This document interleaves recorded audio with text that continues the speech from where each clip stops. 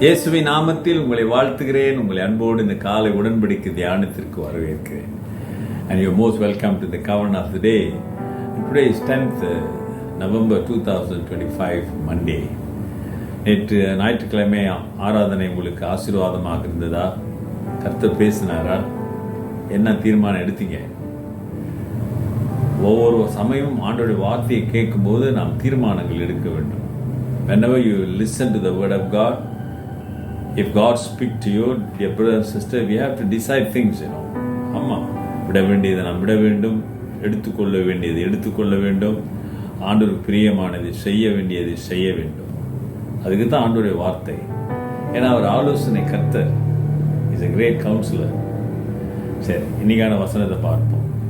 ஆண்டவர் சொல்றாரு, இந்த ஜனங்க 2 நாளாக என் கூட இருக்கிறாங்க, அவங்களுக்கு சாப்பாடு எதாவது கொடுக்கணுமேன்னு சொல்லிட்டு ஆண்டவர் ஒரு கருத்து சொல்லுகிறாருங்க. அதைத்தான் பார்க்க போகிறோம். அது மார்க் chapter 8 verse 3, 8ஆம் அதிகாரம் 3வது வசனம்.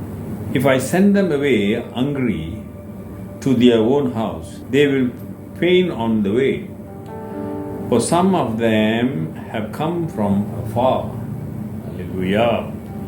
இவர்கள் சில தூரத்திலிருந்து வந்தவர்களாகையால் நான் இவர்களை பட்டினியாய் வீட்டிற்கு அனுப்பிவிட்டால் வழியிலே சோர்ந்து போவார்களே என்றார். அல்லேலூயா. இந்த கன்சர்னை பாருங்களேன். ஒரு தலைவராக இருக்கிறவங்க, குடும்பத்தில் தலைவராக இருக்கிறவங்க, ஒரு சமுதாயத்தில் தலைவராக இருக்கிறவங்க, ஈவன் ஒரு எக்ஸிலரி, ஒரு சண்டே ஸ்கூல், ஒரு யூத் ஃபெலோஷிப், ஒரு விமன் ஃபெலோஷிப், ஒரு மேன் ஃபெலோஷிப், இதில் தலைவராக இருக்கிறவங்க, இயேசு தான் நமக்கு ஒரு நல்ல மாடல். பாருங்கள், 3 நாளாக என் பின்னால் என்னுடைய வசனங்களை கேட்டு என்னோடு இங்கே தங்கி இருக்கிறாங்க. இப்போ வீட்டுக்கு அனுப்ப போகிறாங்க. இப்படியே போனால் அவங்க டயர்டாயிருவாங்க, மயக்கம் போட்டு பசி மயக்கத்தை விழுந்துருவாங்க. ஏன்னா அவங்க இருந்தது ஒன்றுமே இல்லாத ஒரு வனாந்தரம், கடையோ தெருவோ இல்லாத ஒரு இடம். ஆகவே ஆண்டவர் ஒரு கன்சர்னாக சொல்கிறத பார்க்குறோம். வீட்டிற்கு அனுப்பிவிட்டால் வழியில் சோர்ந்து போவார்கள். அருமையானவர்களே, ஆண்டவருடைய அந்த கன்சர்ன் அக்கறை பாருங்களேன். They will faint on the way. Dear brother and sister, வசனம் சொல்லுகிறது, கர்த்தர் விசாரிக்கிறவர், கர்த்தர் மேல் பாரத்தை வைத்துவிடு. He cares for you. Put all your burden on the Lord. கர்த்தர் மேல் வைத்து விட அவர் விசாரிக்கிறார். இப்போ எங்கே விசாரிக்கிறாரு? ஐயோ, இவங்க சாப்பிடாம 3 நாளாக என் பின்னால் இருக்கிறாங்க, இவங்களுக்கு ஏதாவது செய்யணும், இப்படி நான் அனுப்பக்கூடாது. நீ ஆண்டவருடைய பிள்ளை, ஆண்டவருக்குள்ளே வாழ்வாயானால் உன்னை ஒரு நாளும் வெறுமையாய் கர்த்தர் அனுப்ப மாட்டார். ஒரு ஆமீன் சொல்லுங்க. He'll never send you with an empty hand, brother and sister. He will bless you definitely if you trust him and believe him, if you surrender yourself, you accept him and you become a child of God. Dear brother and sister, never leave you empty hand, empty stomach, anything. Dear brother, whatever your need, he knows. உன்னுடைய தேவை அவருக்கு தெரியும். அதனால்தான் வேதம் சொல்லுகிறது, அவர் விசாரிக்கிறவர், he cares for you.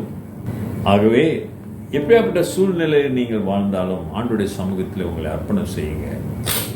மறந்து விடாதீங்க, உங்களை தூக்கி எடுத்திருக்கிறார். நிறைய பேரை மறந்துடுவாங்க. கர்த்தர் என்ன செஞ்சார் மறந்தே போயிடுவாங்க. எல்லா நன்மைகளையும் மறந்துடுவாங்க, எல்லா உதவிகளையும் மறந்துடுவாங்க. கர்த்தர் செய்ததை மறந்து விடாதே. நீ எப்படிப்பட்ட சூழ்நிலையில எப்படி இருந்த, ஆண்டவருடைய கரம்தான் உன்னை இந்த நிலைக்கு கொண்டு வந்திருக்குது என்பதை மறந்து விடாதே.